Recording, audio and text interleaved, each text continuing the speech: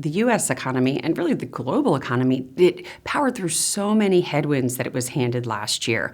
Whether you look at the complete uprooting of global trade, you look at geopolitical tensions, or here in the U.S. having the longest government shutdown on record, the U.S. economy still delivered 2 consecutive quarters of nearly 4% economic growth, and it's on pace to grow about 2% for the year. When we look at how that translated in from an investment standpoint, you can look at this chart, and we saw solid gains across most global equity markets. We had record highs in many different global indices, but it really was the international markets that outperformed the U.S. markets. When you look at the MSCI All Country World Index and you exclude the U.S. from that, it outperformed the U.S. markets by the most since 2009.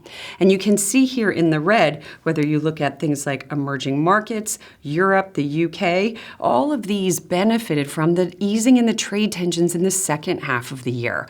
Also, the easy monetary policy and the announcement of additional fiscal stimulus.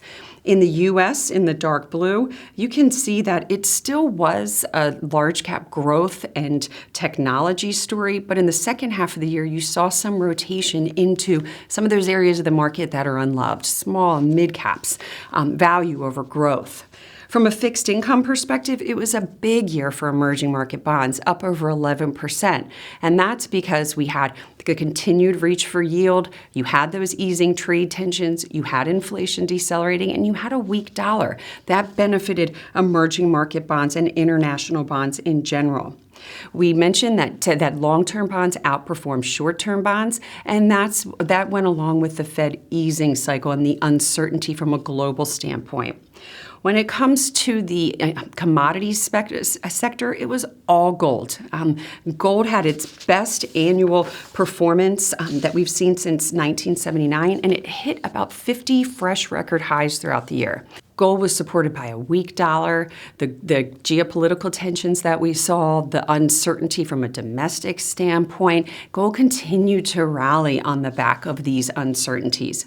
And then when you look at from the dollar standpoint, we did have a period where we saw a weak dollar in 2025. And we threw in Bitcoin here, even though we don't consider Bitcoin as an asset class. But it's interesting to note that all of those hedging factors people say Bitcoin has, specifically a hedge against the dollar, did not work out last year. You can see it fell actually more than the US dollar.